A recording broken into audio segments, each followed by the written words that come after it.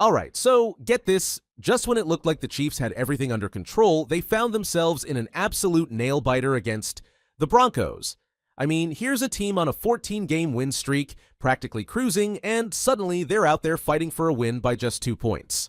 Wild, right? And it wasn't just a close game. This one had some serious moments where you could almost feel the tension through the screen. The Chiefs' offense, normally so electric, felt off. They were missing that spark, and honestly, it looked like they were searching for answers out there. But the crazy part? Even with all that, it came down to one last-second play that saved them. Yep, a blocked field goal to seal the win. Talk about cutting it close. So, what's the deal? What does a game like this say about the Chiefs? Are we seeing cracks that could spell trouble down the road?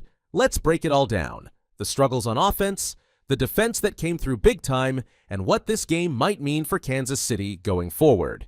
What's up, buddies? Welcome back. If you are new here, make sure you hit the subscribe button. We cover all AFC West news here on this channel. The Chiefs and Broncos went into this game with two very different seasons playing out. Kansas City was on a high, 14 wins in a row, looking pretty much unstoppable. But the Broncos? They've been in rebuilding mode, not exactly seen as a major threat, especially against a powerhouse like the Chiefs. Now, right from the kickoff, this one had a different feel. The Broncos came out swinging, and by halftime, they had a surprising 14-3 lead. Yeah, a team that struggled all season was up by double digits on Kansas City. Bo Nix, their rookie quarterback, found his rhythm early and threw 2 touchdowns that just caught the Chiefs off guard. And you could feel the energy shift. Suddenly, it wasn't just another game. It was a real fight. As the second half rolled around, the Chiefs finally started to click. Mahomes got into his groove and Kansas City closed the gap. They even managed to tie it up thanks to a touchdown pass to, you guessed it, Travis Kelce. But here's the kicker. Even as they started finding their rhythm, this game stayed tight. It wasn't until the final minutes that the Chiefs managed to edge ahead with a field goal, putting them up 16-14. But even then, it wasn't over. With just seconds left, Denver lined up for a field goal that could have handed them the upset. But Kansas City's defense came through in the clutch. Leo Chenal got his hand on the ball and blocked that field goal, sealing the win. A 2-point win against the Broncos. Not exactly what anyone expected from a team that's been so dominant. So yeah, it was a close one. And honestly, it showed that for all their talent, the Chiefs aren't bulletproof. This game raised some real questions about what's going on under the surface. Now, let's talk about what went wrong on offense, because if we're being honest, it wasn't the Chiefs we're used to seeing out there. Usually when Mahomes takes the field, you expect fireworks, big plays, fast drives, all that, but this time, they were flat. I mean, they managed only 34 rushing yards. 34. That's not the kind of stat you expect from a team that's supposed to have it all together. And while Mahomes put up decent numbers, throwing for 266 yards, it wasn't smooth sailing. The Broncos' defense zeroed in on him, and without much help from the run game, Kansas City's offense looked, well, predictable. They became one-dimensional, which you never want against a defense that's hungry to prove itself. Then there's the question of play calling. At times, it felt like the Chiefs were pressing, forcing passes and trying to make things happen when it just wasn't there. It's like they knew they should be dominating, but instead of settling in, they kept reaching. This led to some missed opportunities, a few stalled drives, and a lot more punting than any Chiefs fan is used to seeing. But here's the silver lining. When it really mattered, Mahomes and Kelce delivered. They connected on a touchdown that kept Kansas City in the game, showing that when push comes to shove, they can still make magic happen. Still, you have to wonder, how sustainable is this if they can't get their ground game going? Because, let's be real, relying on Mahomes to save the day every single game isn't exactly a recipe for long-term success. If there was one area where the Chiefs showed up big, it was on defense. And let's just say, they needed every bit of it. The Broncos may have jumped out with those 2 quick touchdowns, but Kansas City's defense clamped down when it mattered most. They only allowed 35 rushing yards. Just 35. That's no small feat, especially when the Broncos were trying to run down the clock and keep the ball out of Mahomes' hands.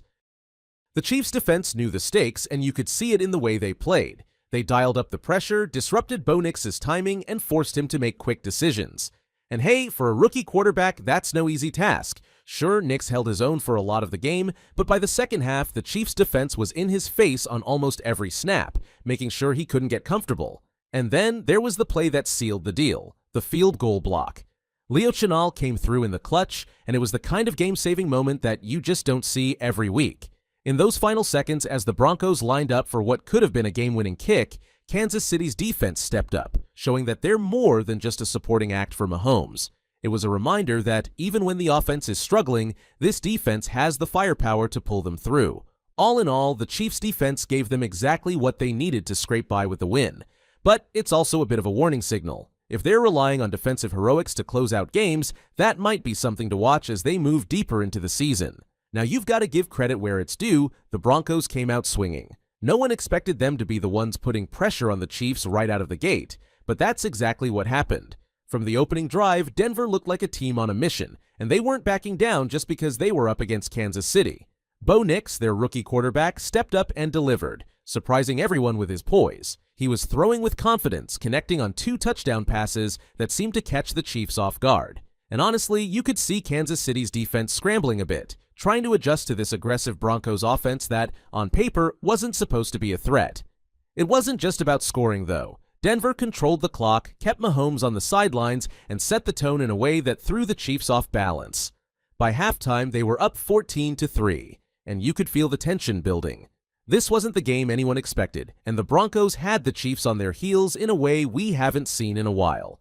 The strong start from Denver made it clear that they came to play and that they weren't just going to roll over.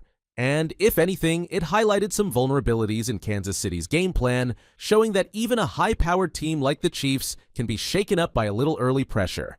Let's talk about where things slipped for the Chiefs. Execution. There were moments in this game where you just expected them to break through and take control, but time after time, it just didn't happen. Whether it was an overthrown pass, a missed block, or a penalty at the worst possible moment, the Chiefs kept letting opportunities slip away. One of the big issues was in the red zone. The Chiefs usually capitalize when they get close, but this time they struggled to turn drives into touchdowns. They had to settle for field goals, which is pretty rare for a team that's known to strike hard when it counts. And each time they left points on the board, you could feel the momentum tilt back towards the Broncos, just a little more each time. Then there were penalties. Just sloppy mistakes that you don't usually see from Kansas City. It felt like every time they got a bit of rhythm going, they'd shoot themselves in the foot. These weren't huge, game-ending mistakes, but they added up. It's the little things, you know? Those missed chances, the lack of sharp execution, they all added up and turned what should have been a strong showing into a nail-biter. In the end, those missed opportunities kept Denver in the game, and that's something the Chiefs can't afford if they want to keep their streak alive. They're going to need to tighten things up if they don't want another close call like this one. Here's something that really stood out, just how much the Chiefs leaned on Patrick Mahomes and Travis Kelce.